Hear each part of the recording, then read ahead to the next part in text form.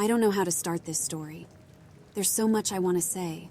Lots I haven't fully unpacked yet throughout the years, and more. All the shit I buried deep underneath my psyche. The kind of stuff your brain wants to keep hidden from you because otherwise it's just too much to handle. Maybe that's what's keeping me from writing this, or maybe it's something else. I was a teenager when everything happened, so the memories are kind of fuzzy. My parents don't remember anything, and the few people I still keep in contact with from that school have only small recollections of what transpired. If it weren't for them, I'd have thought I dreamt everything up somehow. Despite my research and scavenging, local news came up dry. No obituaries, articles, or otherwise discussing the I Rub High game. The people I knew from then claimed their parents didn't remember anything, with one chalking it up to it having been an exaggeration. You know how we were at that age, always coming up with a new way to give our parents a scare. But this was more than a scare. It was real. It had happened. And I'm finally ready, I think, to really talk about it. Like I said, I was a teenager. 16 at the time, starting 11th grade. I was kind of excited, but a lot of us were mourning the end of summer vacation, though our parents definitely weren't. The first day I met him, I had been dropped off early. So had a few of my other friends, Jake, Kim, and Brett. Since school didn't start for another hour, we had huddled out by the yard, talking excitedly about what kind of shit we had gotten into over the summer. It was an ordinary morning for us, until we got bored. We looked around, seeing if there was anyone else we could talk to. There was a small huddle by the fence, circling something or someone, and talking in excited whispers. Out of curiosity, and since the bell hadn't rung yet, we hurried over. 5 kids surrounded one smaller boy. Our town wasn't a small town per se, but we damn near knew everyone in it, especially at school. His kid was new though, and we rarely got new kids, so I had guessed that's why everyone was so excited. When we pushed closer, we heard them talking about a new game, one no one had ever heard of before. This not only piqued our curiosity, but got us eager too. Jake tried asking about it, but one of the girls quickly shushed him. So we kept quiet, pressed in, and listened as carefully as we could. The new kid was small, definitely younger, but he spoke loud and fast. How such a powerful voice could be coming from someone so petite still baffles me. And it wasn't just that his voice was loud, it's how he drew you in. He started describing this game where, if you rub your eyes long and hard enough, you start seeing visions of the future in the images your eyes produced. He claimed that his own brother had been able to correctly predict a big world event by doing so. A lot of us snickered, some giggled and laughed, but the boy was so serious. A part of me believed him then, and a part of me sure as hell believes him now. Eventually, after what felt like hours of listening to this kid talk, the bell rang for first class. By noon, word had gotten around to the entire school about the I Rub High. No one ever called it this officially, but it fits. And by last period, some kids were already trying it out, mostly the older 12th graders, who were daring each other to see how long they could go on doing it. From what I remember, the record that day was 46 seconds. It wasn't taken seriously. No one actually believed they would see the future. But damn did it feel good to do it. Kind of like sticking a Q-tip in your ear and hitting that really sweet spot. You know you shouldn't, but the feeling is euphoric. When we saw the new kid again at lunch the next day, he was surrounded by a new group of kids, asking him all kinds of questions about the game. At that point, I wasn't as interested in the game as everyone else was. I was more concerned about the shitty half-baked dough the school was trying to pass off as pizza than anything else. By gym, new kid was again surrounded by more people. Kim said she tried asking him about where his brother had learned the game, but he had ignored her question. I remember her telling us he just kept telling stories about weird things his brother had predicted. We decided we were bored of his game and had gone back to talking about upcoming movies we wanted to see. We were in the middle of deciding the best movie genre when we heard the first scream.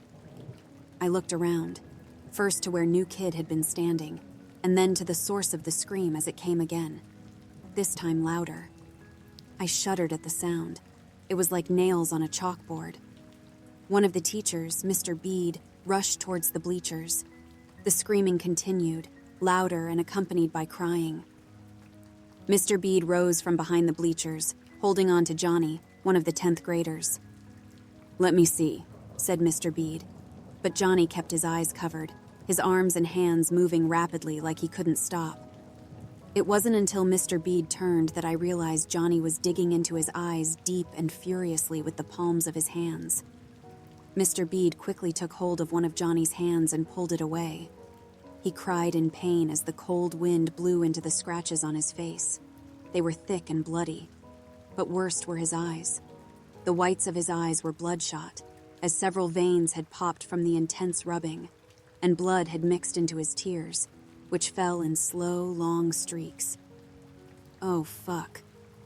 It was the first time I had heard a teacher swear, but thinking back on it now, and given the circumstances, it was well earned. Mr. Bede rushed Johnny to the nurse's office, where I assumed they called an ambulance and his parents. One of the people I spoke to recently, Mary, remembered poor Johnny and claimed they had to keep him strapped down to his hospital bed to keep him from continuously rubbing his eyes. This I wasn't sure of, but she did remind me of something else. The new kid had disappeared that day, and come to think of it, I hadn't seen him at all after Johnny had been discovered. Later that week, there were a few talks from the principal, and our teachers and parents got it on it too, all of them warning us about the dangers of playing games we made up or taking on dangerous dares. They also told us that Johnny would recover, but there had been some damage to the nerves of his eyes, and so we wouldn't be seeing him again for the rest of the school year.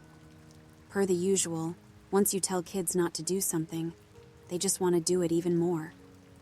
Every hall I walked down, there were claims of people having played the game and seeing visions of future disasters, scores for the Super Bowl, and some even claimed they knew that month's winning lottery numbers. Whispers, rumors, gossip, but really nothing more. Later that day, as the halls were clearing up and kids were going home, Darren, one of the 12th graders, came rushing down the hall, holding tightly onto a test he had taken the day before. A big, fat, red A+ sat near the corner. He was smiling ear to ear, boasting and claiming the new kid was right. The game worked. He had seen the answers to the test in his eyes. A group of us surrounded him, wanting to know more.